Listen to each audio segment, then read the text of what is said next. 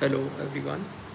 So finally we have reached part C of the Kahlil Gibran series on the Prophet, in which we are covering love and marriage, two very complex topics. And why we have reached part C is because we have another question coming in from Pankaj, who has quoted the initial part of the paragraph on love, and specifically I would quote the particular line he puts focus on is what Al Mustafa says when he is asked by Al Mitra about love. And what he says is, when love beckons you, follow him, though his ways are hard and steep. And herein, the question by his side is, how can we describe or define love? How will I know if love is beckoning to me? What would be or should be the criteria for this? And what would be the source of this sign or signal? It's a very loaded question and a very complex one. And it goes, and questions are very basic, rational, and the way we perceive things. Because if you ask what is love, it's not a small thing to ask. And to even admit that one wants to relove the definition or re understand the definition of love is a big thing. To understand what love is, we need to first look at what love is not. Many a thing in our life we consider it to be known to us, yet when we look at it, we are sort of mystified by things and not able to look at things very directly. And one of those things is love. Love is something which might come to you, but you have an inherent quality within you to bring it out as well. It's not something that happens to you, wherein here you might ask that if love is beckoning to me. It could also very much be the case that you yourself are a vessel of love and always able to exhibit it. It is in your freedom to be able to express or be a vessel of love. Love is not just a thing that happens or a situation that you fall into or a particular stimulus that happens to you. Love is much deeper than that. It's also a state of being. Usually, what we consider as love is something very conditional, situational, or in the form of a particular person or someone who is loving towards us. But love is something which is very much beyond all those things. You know, Pankaj, very well that the way that we usually live is full of robotic actions, going towards conveniences, going towards sureties, and going towards instant gratification of our passions.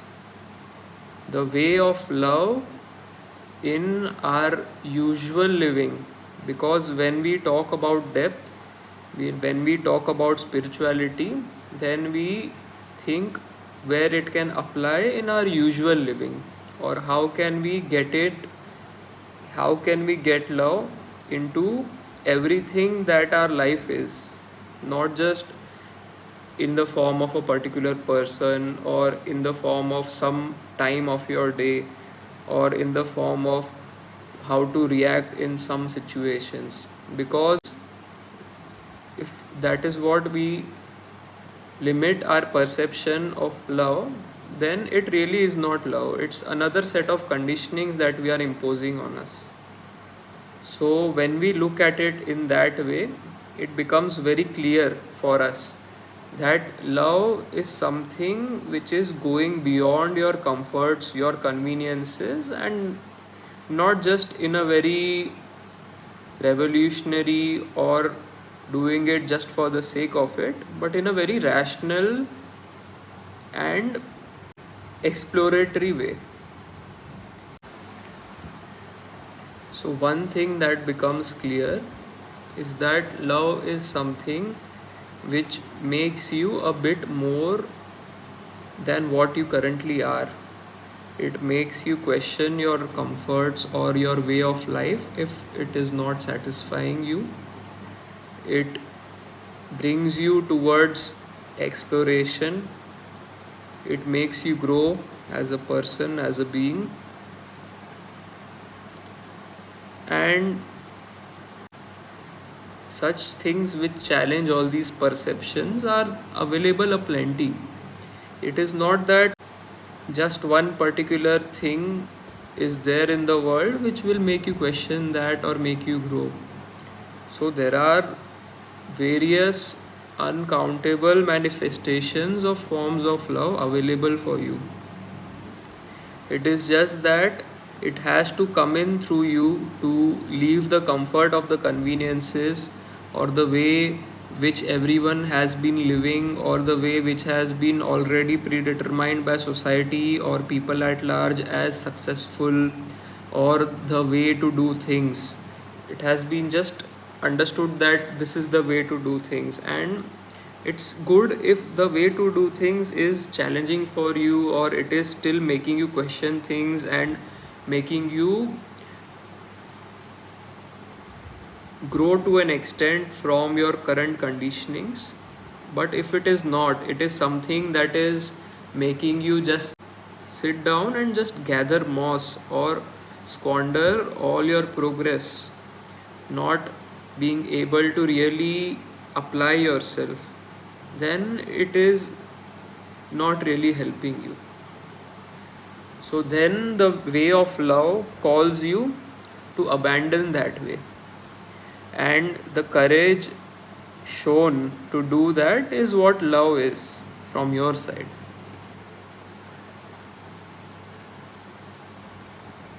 And when you ask that how do I know if love is beckoning me, is when you are at the very crossroad that we discussed about right now, that you see that there is a way of comfort that goes in one direction which will let you just regurgitate in the same scenarios, and at the same time you see the path which is less traveled, the road not taken, which you know will refresh your perception.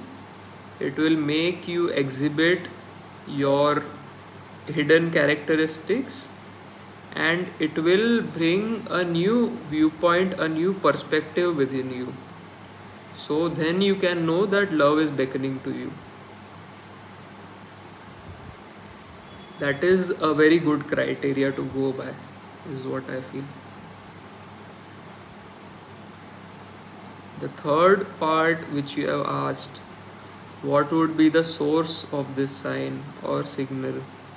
It is your own vivek, your own discretion and honesty within you to not let you be in the same puddle or the same darkness that we usually find ourselves in. And it is no conspiracy that you are in a darkness, it's just the way everyone of us, we choose to be in a comfortable position until and unless we see that it is becoming too comfortable for going towards growth. So that is the very source of this signal, where you see that your own light is guiding you towards something which is essential. Your own thirst makes you go towards the water, right? It is nothing external that tells you that okay, this is necessary, you need to drink water, you need to eat food. We were discussing this very quote which also falls in place over here, that you can take the donkey to the water but you cannot make him drink. So it is the thirst for water which will make you acknowledge the presence of another way, the way of love, and someone who is really thirsty, who sees that he can make use of it, will certainly go towards climbing steepest mountains to reach there. I hope this answers it. Any further questions on this series can also be shared and it will be taken up as a part D.